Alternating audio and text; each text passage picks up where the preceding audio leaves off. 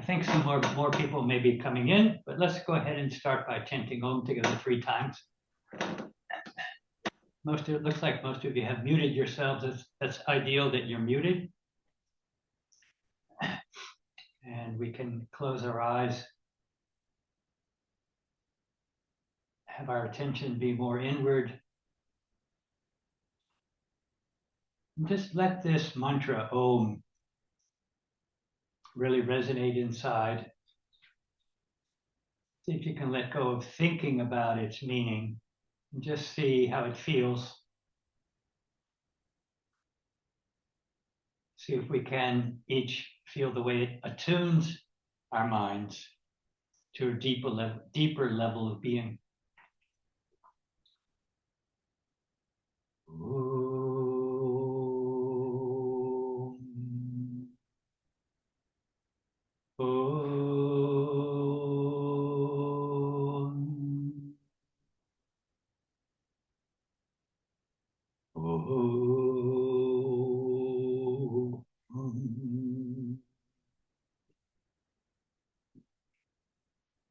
And I'll chant this mantra or sloka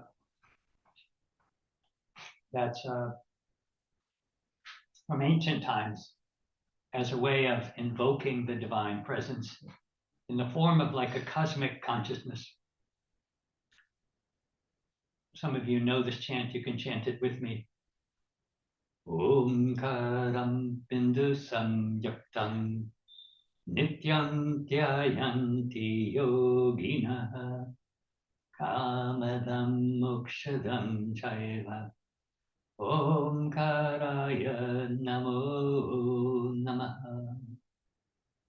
Om united with the source on which the yogis ever dwell, grants desires and liberation.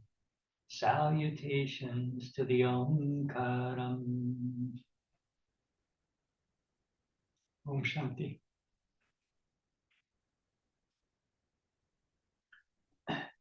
Good. Thank you all for coming back for this session. I suggested, and I hope that you all had an opportunity to think about this a little bit, that you see if you can identify a form, a symbol, a principle, or something that inspires you to know the presence of a higher power, to know this presence of an unchanging awareness within you that can then be a reminder. Perhaps having a form, a representation, can enable you to invoke its presence or feel its presence with you.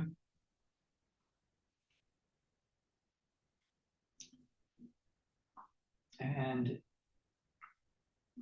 in a few minutes after we've talked a little bit, I want to have us make use of that.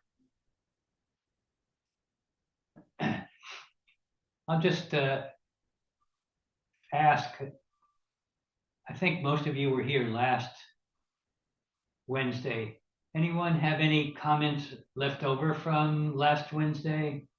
So tonight I want to just continue to explore ways to experience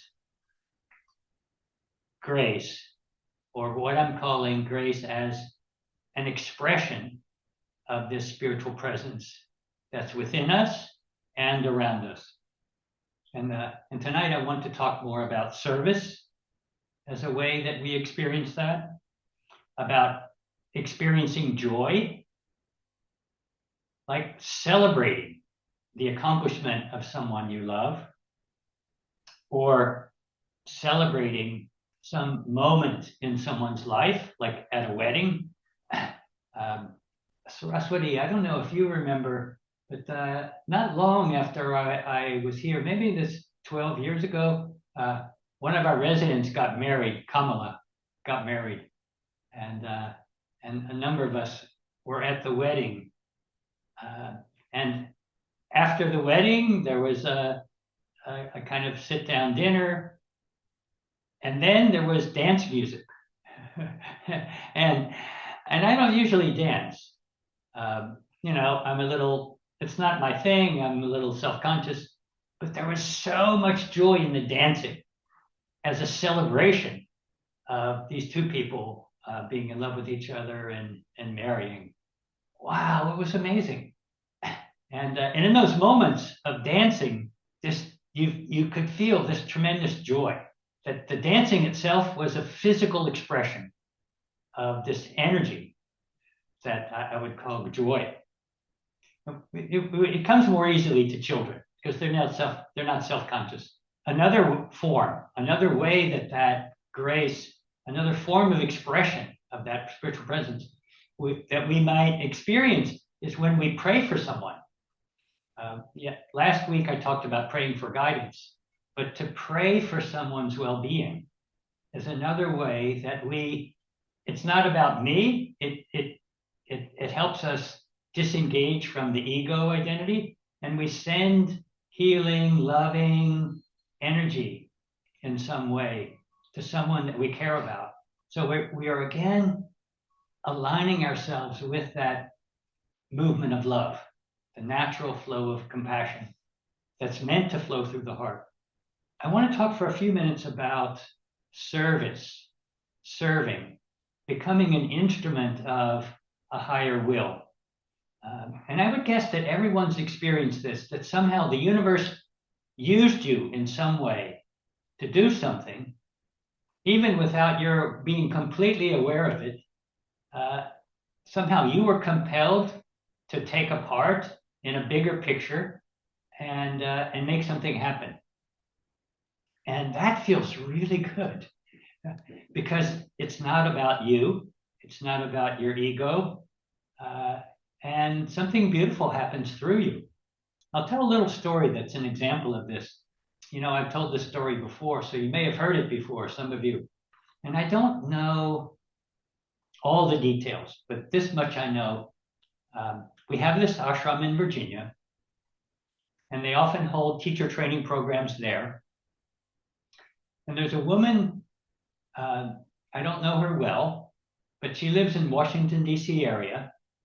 And she's been to the ashram many times to help staff programs.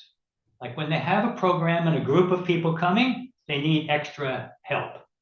And so sometimes people can come and staff the program and help out and stay for free. So this woman had done that many times. And the program that was coming was training yoga teachers to teach cancer patients. Right? So it's a teacher training, but it's specifically how to teach yoga to cancer patients. A woman named Yanni Chapin was teaching it. So this woman was asked, would you come staff this program? We need people to help us. So she came. She had to, if they asked her way ahead of time, she had to plan her schedule and, set aside the time. I think she had to set aside like 9 days or something like that. So she made all her preparations, took time off work. She came to the ashram a few days ahead so she could be settled in and ready. And then when the teacher came, the teacher arrived at the ashram, the one who's training the program, and she heard that this woman was supposed to be on the staff. She told the organizer, she said, no, I only want people on the staff who've already taken the program. And this woman hasn't taken my program. It doesn't work for her to be on the staff. So imagine the organizers who had asked the person to come had to tell her, I'm sorry, she's saying it doesn't work for you to staff the program. They felt terrible. And I don't know what her reaction was. That much I don't know. But the next day, she met the teacher, and the teacher reiterated to her, I'm sorry, I heard that they asked you to come. You came all this way, but it doesn't work for you to. And this was her response. This is what I love. Her response was, it's okay. if you want, I'll stick around for one more day, just in case something comes up where you could use my help. And if it's clear you don't need me, then I'll go home. But I'll stay one more day just in case. And the teacher thought for a few minutes, and then actually went back to that woman and said to her, you know, I like your attitude. That attitude of just being really willing to help, that's meaningful to me. Why don't you come to the program when we start and have our orientation and be there with us, and then we'll see how it might work out for you to help out. So to shorten the story, the woman stayed and she did help out, and she also took part in the program, right? The teacher had her stay and be a part of it. So she ended up taking the training for free. And the reason I remember the story is because when she went home, she found out that her cousin had just been diagnosed with cancer. And she ended up teaching yoga to her cousin who had been diagnosed with cancer. And to me, this was a beautiful example of someone who accepted what was happening to her, even though she could have easily been disgruntled or frustrated or upset.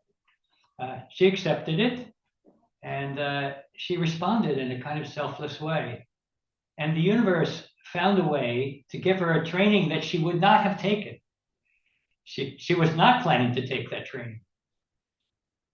So to me, that was a beautiful example of she allowed herself to be used just by her attitude. And I would guess that we've all experienced this in some ways. And it's a great feeling. I want to read something from another teacher about this very topic. Some of you may have heard of this author, a doctor and a psychologist named Rachel Naomi Remen.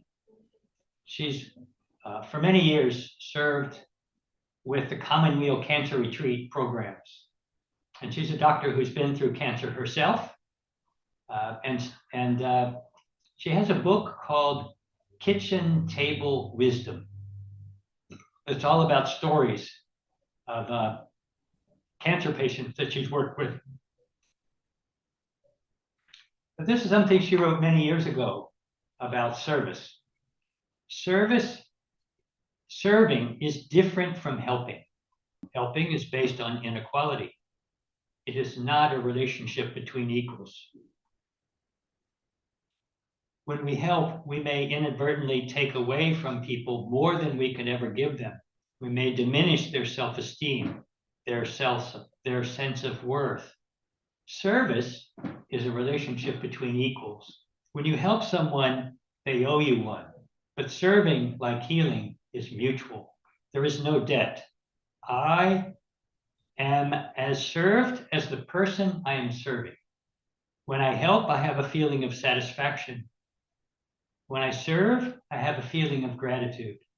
I love that way of thinking. When I serve, I feel gratitude for the opportunity to have this energy flow through me in a selfless way.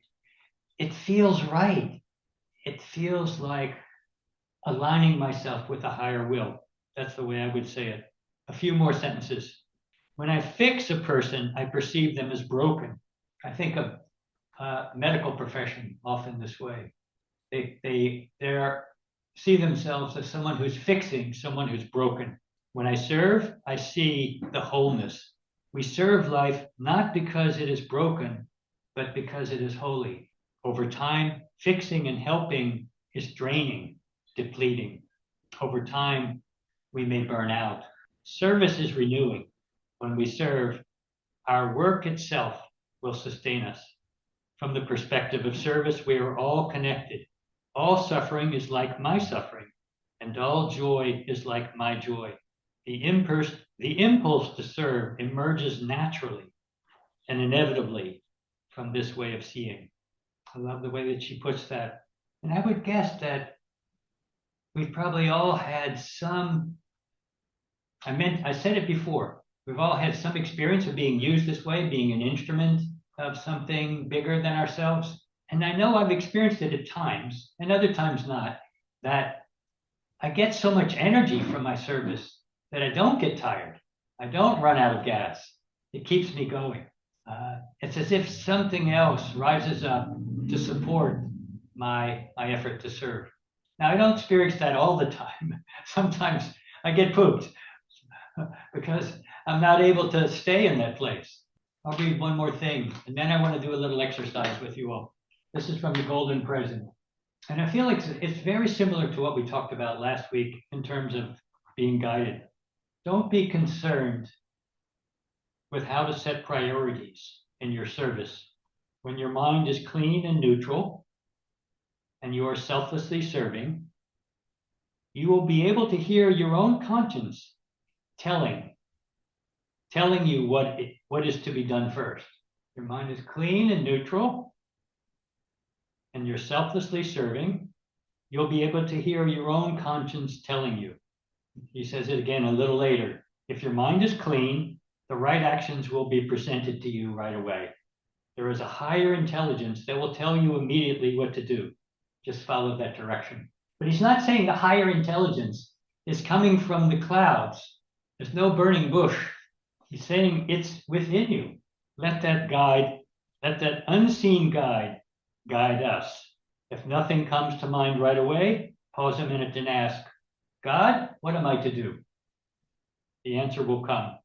But remember not to use your personal interest. Stay neutral. Then you will know the right thing to do. I think I talked a little bit about that last week. In order to pray for guidance, you have to be willing to set aside your own personal preference. I'd like to do a little exercise with you all now, a little experiment in opening to guidance. You may not have an issue right now in your life where you need guidance, but you might someday. Let's experiment with this exercise and see where it takes us and see if it's helpful. So I'll just ask your cooperation with experimenting this way. And to do it, let's each person close their eyes.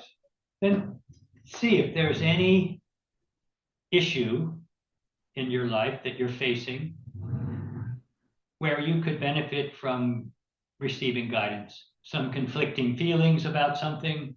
Is there some confusion? Do you feel a little stuck regarding some issue you have to decide about? Are you hesitant to decide something that might feel right but might hurt someone? Sometimes I'm hesitant because I'm afraid of being judged about what I think should be done. Any of these things rings true for you. Just call to mind some issue, some question in which you feel that you could use guidance. Now think of a form, a symbol, a saint. I think of whatever representation of that higher power is relevant to you. Think of it as a presence that's within you, but it may be something external that reminds you of that presence. It could be a light, right? A light shows the way in the darkness. Could be Mother Nature, could be the Buddha. For most of us, Buddha is a neutral figure, highly regarded as a saintly being who awakened fully. The Bhagavad Gita uses the voice of the deity Krishna as a source of inner guidance. You pick your own representation. And next up, I want to suggest, again, with your eyes closed, use some words, your own request for guidance, or mantras, but some silently to yourself, vocalize your request. Vocalize, not the request, actually, vocalize your intention to invoke. Invite that presence to be there now with you. Invite that conscience to be actively and express itself. And along with your request, in whatever words or mantra you use, some physical gesture. Everybody with their eyes closed. No one's looking at you. Make some physical gesture as a way of invoking that presence.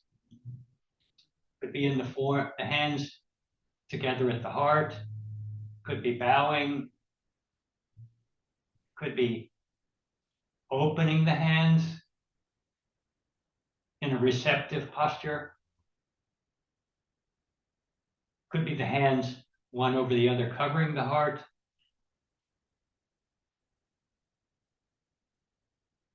Find a physical posture, a physical gesture that makes sense to you.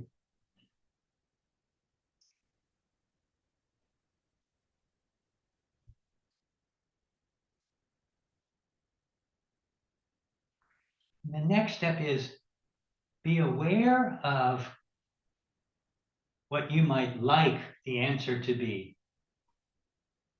What might make you look good, what might be more fun for you. Be aware of that and willing to set it aside. One way I like to do this is visualize a box, open the lid, put all of those thoughts, feelings about what might be nice, your preference, put them in the box, put the lid on, and set it aside. Set that aside, and then affirm your willingness to accept whatever message comes to you.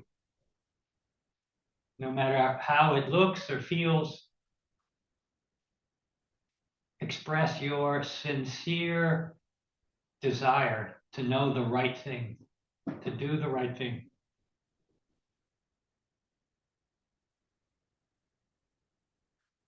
Feel your heart open, empty, and just take a moment to listen.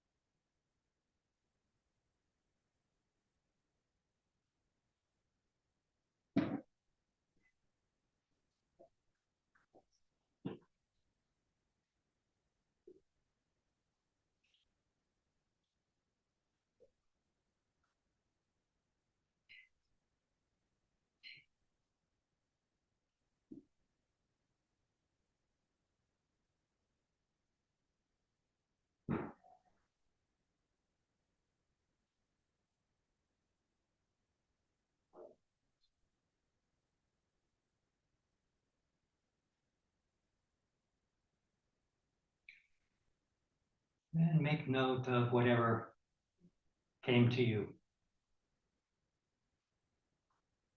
Maybe you didn't have a burning question right now, but you could try using this sort of step-by-step technique at some other moment. If no clear answer came to you now, you might try the same exercise again. Can be effective, especially after a yoga practice or a meditation practice when the mind is fairly calm. And the key is sincere desire to do the right thing, to bring the most benefit to the most people, including yourself.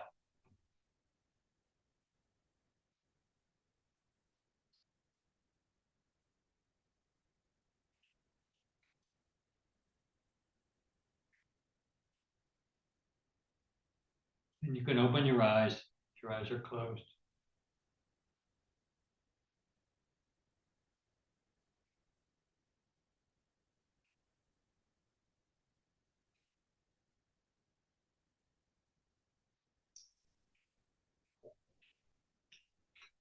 the challenge in doing this kind of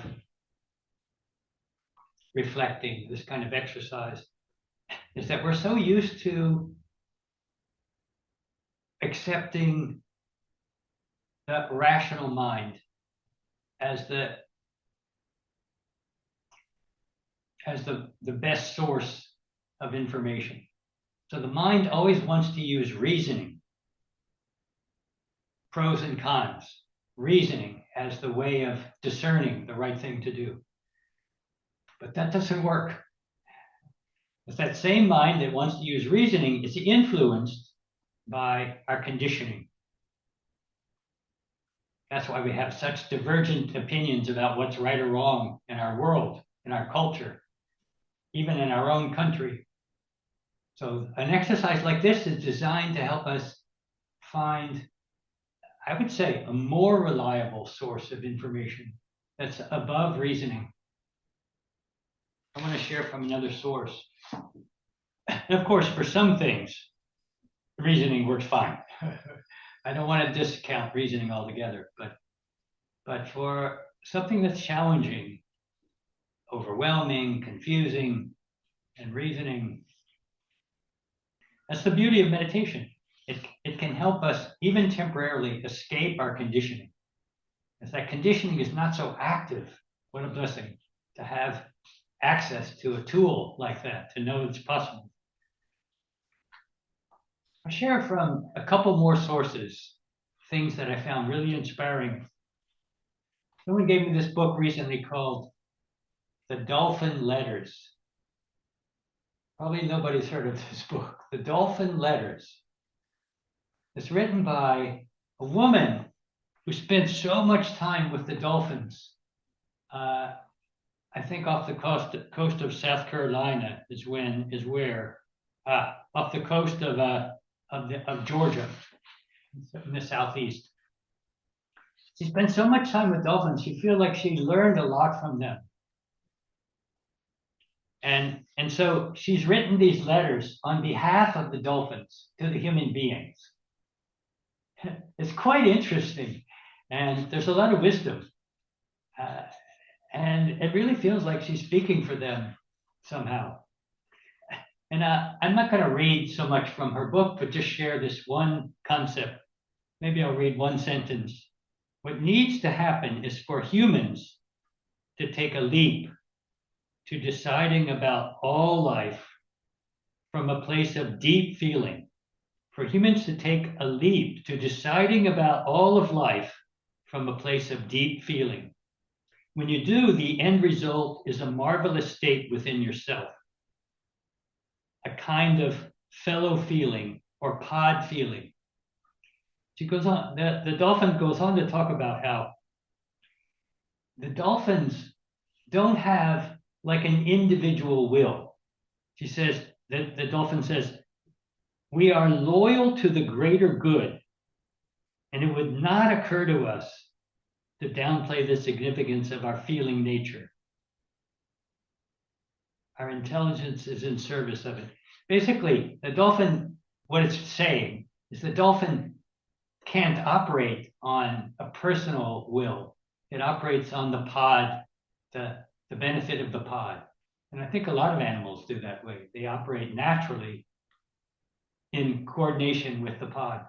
Well, all of this I've been talking about is about service, being an instrument of a higher power, feeling guided towards priorities. I'll mention a few other things. I mentioned it once before. I'll say a little bit more about it. Swami Satchidananda taught us that at the end of every program or yoga class, we should end by sending prayerful energy outward. He said, this is a way of sharing whatever benefit you received by immediately sending peace out into the world.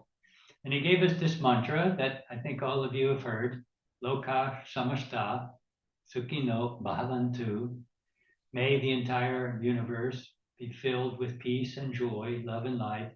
And he suggested that's something we use as a way of sending that energy outward. And I've heard him explain and I've had this experience to a small degree. I've heard him explain that if you really focus on that, if you really own that intention, it means that you generate or you hold in your heart a feeling, an energy that you want to share. You first generate it or awaken it or hold it in yourself. Then you send it. And the act of sending it opens your heart and again aligns you with this natural flow of compassion. So that's one way that he suggested that we send peaceful energy or healing energy. But he also acknowledged another way, and that is a more personal and directed praying for healing or support to someone that you know of in need of prayers or healing. This is a little different, but the idea is the same.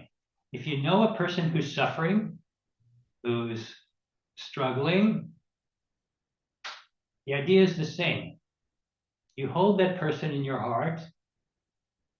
You feel the energy that you want to generate. You hold it in yourself, in your heart, and you send it to that person.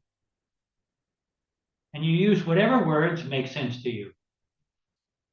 You could use a mantra like Loka Samasta, or you put it in your own words. Or it could be wordless. It doesn't need to be words. It doesn't need to be vocalized. But you hold that person in your mind and you send that energy to them. And it's again deceptive because the reasoning mind can't make sense of it. I mean, that's the way my mind naturally is inclined. I was very good with math in grade school. I love reasoning, right? I love step-by-step, methodical, scientific kind of approach. That's why I love the Yoga Sutras. So for that part of the mind, this idea of sending prayers doesn't make any sense. It's not visible, but it's very real. And I've experienced it. And I'll tell you my own experience of it, but I know other people that have experienced it as well. The time that I experienced it, because I've never been like deathly sick that I needed people to be praying for me. When I was in New York during 9/11, when the Twin Towers were coming down, the Institute there is not that far away from where that was happening. We're in that neighborhood. And out the window of the Institute, I could see it. I could see the buildings, I could see them burning, and I could watch the building collapse, which is mind-boggling. The mind cannot comprehend how that can happen. Suddenly the building collapses in a cloud of smoke.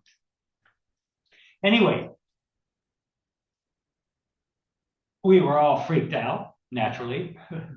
We didn't know what else might happen or be going on. Nobody knew what to do. Should we have yoga class? It happened in the morning. Should we have yoga class? What should we do? Everybody was, I don't know, the best word for it is freaked out. And over the next few days, life was not normal, right? We did not have yoga class, but we gathered. And we did practice together, but not a normal yoga class. And during those days, I felt people praying for me. I felt the Indigo Yoga Sangha praying for me. I don't know how to describe it. I felt strengthened and supported in a way that I can't understand. And it helped me lead our Sangha in what to do. And we ended up creating these gatherings for our neighbors to come and just pray together and sit together and think about those who are suffering and pray for them. People would also gather in the park with candles. It was a beautiful time in a way to see the response. But that's an example that I experienced of being prayed for. I mentioned dancing at the wedding. Another beautiful experience of joy is singing in a choir. I have a friend that sings in two different choirs, and it's so meaningful for him. It gives him so much joy to connect with the others, and they bond over that activity that they do together. And then, of course, they have performances because they're very high level choirs that perform at the end of certain seasons. I want to read a little more from Eckhart Tolle. Eckhart Tolle his writing is spiritual, but it's not religious. He doesn't talk about devotion or praying, but he talks about, I'll let him do the speak. I'll let him speak for himself. I'm reading from this book called A New Earth. Instead of being lost in your thinking, when you are awake, you recognize yourself as the awareness behind it, meaning the awareness behind the thinking. Awareness takes over from thinking. Right? He's talking about as you awaken. Instead of being in charge of your life, thinking becomes the servant of awareness. Awareness is conscious connection with the universal intelligence. So to me, he's referring to the same thing that we've been talking about, this universal intelligence that's within us. And he's saying the path to experiencing that is through letting go of thinking. He says, the initiation of the awakening process is an act of grace. And I was surprised to find that in Eckhart Tolle. Initiation into the act of awakening is an act of grace. He goes on to say, the first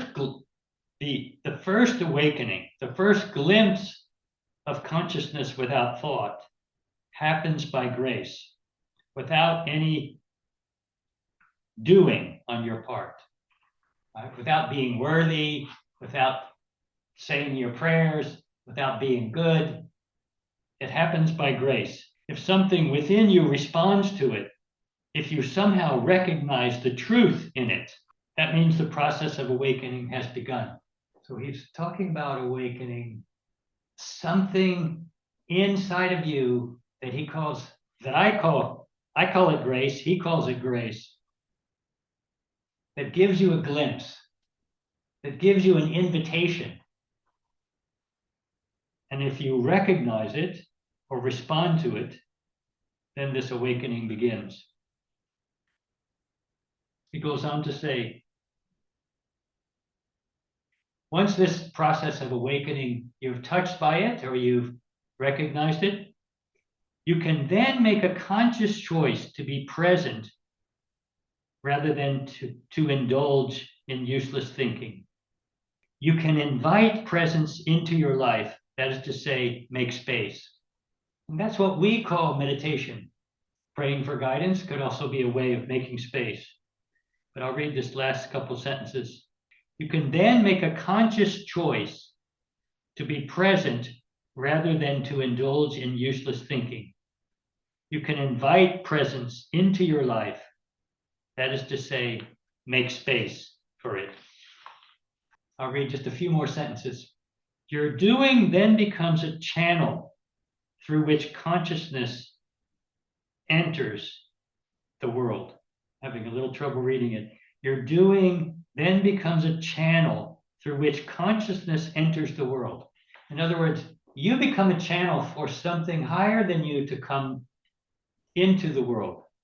This means there is a quality in what you do, even in the most simple actions, like turning the pages of the phone book. You can tell this was written some time ago. There's a quality that goes into whatever you do, even to something very simple, like turning the pages of the phone book or walking across the room. That was the end of the sentence. I love that idea. And that inspires me to think that I can be a channel for something. After 9/11, we had a few satsangs, maybe in the months afterwards, where we tried to come together and talk about what had happened. And I invited a rabbi and a Christian minister and a Islamic imam to do this satsang with me, like a gathering, and to talk about what had happened. And when the rabbi spoke, he said that some people have been asking him, how could this happen? How could God let this happen? Someone might easily ask that at Dachau. Right? If there's a God, and a merciful God, how could God let this happen? And the rabbi said, don't look to God. Right? How does God act in the world? The rabbi said, God doesn't come into the world except through us. So instead of saying, where was God? Ask, where were you? Basically, the message of the rabbi was, we are the heart, we are the hands, we are the voice of God. It's our responsibility to do our best to channel that energy and allow it to move into the world. I'll read from two more sources. And I was telling Alexandra, I'm enjoying seeing all these different sources, all different, from different people, different religious backgrounds or traditions. This is from Richard Rohr. I think I read or referred to him last Wednesday. A Catholic priest. He writes, to many, surrender and letting go sound like losing, but they are actually about accessing a deeper, broader sense of self, which is already whole, already content, already filled with abundant life. So he's talking very similar to something that Eckhart Tolle says, becoming an instrument or a channel. To many, surrender, letting go, and surrender and letting go sound like losing, but they are actually about accessing a deeper, broader sense of self. It's this part of you that is already love. It doesn't say already in love. He says this part of you is already love. And all you have to do is let go and fall into it. The access point to deeper spiritual wholeness or deeper spiritual wisdom is remaining connected to your ultimate source. Of basically the same kind of understanding. Do whatever you can to stay connected to that ultimate source and allow that energy to move through you. Now I'll read from one more source. This is from the Bhagavad Gita. Some of you know the Bhagavad Gita. Krishna and Arjuna are in a chariot in the middle of the battlefield, and Krishna advises Arjuna. I won't tell the whole story. Krishna advises Arjuna, teaches Arjuna, and there are 18 chapters, so it's a lengthy conversation, a dialogue between the two of them. But at one point, I really like what Krishna advises. And to correctly understand who Krishna is from a yogic point of view, Krishna is your own conscience, your own spiritual presence speaking to you. And the Bhagavad Gita gives Krishna a personhood, gives that voice of your conscience, makes that voice of your conscience into a person called Krishna. But it's basically your own spiritual self speaking to you. And I'll read just a few sentences from the Gita, but I want to give that explanation so that you can receive it that way. Your own spiritual voice is speaking to you this way. Still your mind in me. Still yourself in me. And without doubt, you shall be united with me, the Lord of love, dwelling in your own heart. But if you cannot still your mind in me, learn to do so through the practice of meditation. If you lack the will for such self-discipline, engage yourself in selfless service of all around you, for selfless service can lead you at last to me. If you are unable even to do this, surrender yourself to me in love, receiving success and failure with equal calmness as granted by me. That's the passage I want to read. What I love about it, the voice speaking to us from within ourselves is telling us, still your mind. It's just the same thing as Eckhart Tolle saying. Separate from the thinking, and you will be united with me. Right? You will channel this presence from within. But here it says, but if you can't do that, then learn to do it through meditation. Eckhart Tolle doesn't recommend meditation, but the Yoga Sutras recommend meditation. And that Krishna, if you can't do that, then learn to do it through calming the mind. Practice calming the mind, allowing that voice to come through. But then he says, if you lack the will for such self-discipline, engage yourself in selfless service. For selfless service can lead you at last to me. And I was so happy when I read the next phrase. But if you're unable even to do this, surrender yourself to me. I think, thank God, so many options. Still the mind if you can. And if you can't still it, then learn to still it. Practice. Gain the ability to quiet your mind. But if you can't do that, then serve. But if you even can't do that, and the reason I like that part of the Bhagavad Gita is because it's basically telling us in some moments you can give your whole attention and channel that energy. Other moments you can practice, you can try. Right? You can try calming the mind. You can try invoking the guidance with like an exercise like I gave. Right? Or you can meditate, and at the end of your meditation, you can feel that you're more open and have better access to that guidance. But if you can't do that, then give yourself in service wholeheartedly. And as long as you're thinking of the well-being of someone else, you are channeling that energy. You're aligning yourself with that energy. And even if you can't do that, just acknowledge the truth, surrender, call out. So to me, it's not choosing one of those four pathways, but making use of all of them in the right moment. When you can serve, serve. When you can't serve, pray. Right? Meditate. Your meditation itself is an act of giving birth to that presence, making room for it,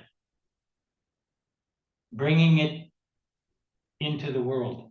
I think I heard Eckhart Tolle, I think he says it somewhere in his book, that by quieting your thinking, maybe it was my own interpretation, you're giving birth to the Christ consciousness. So the second coming of Christ is not in a physical form, but through those of us who can access that presence and allow it to flow through us into the world, just like the rabbi said. So that's pretty much what I wanted to share.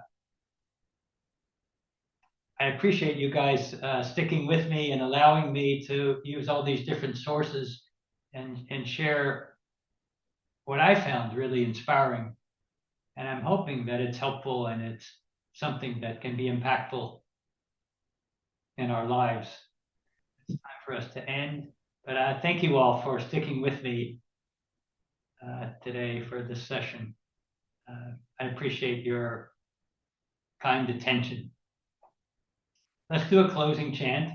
After having spoken about Loka Samasta mantra, we should at least do that 3 times together.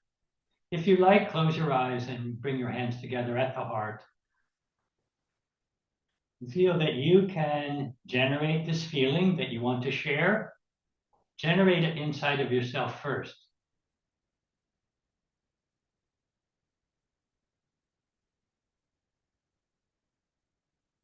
And then send it out as we chant together. Loka samasta tukino bhavantu. You could also have an individual or a group of people in mind that you send that energy to. Twice more. Loka samasta sukhino bhavantu. Loka samasta sukhino bhavantu. Loka samasta sukhino bhavantu. May the entire universe be filled with peace and joy, love and light. May the light of truth dispel all ignorance. Victory to that light. Jai Sri Satguru Maharaj Ki. Jai.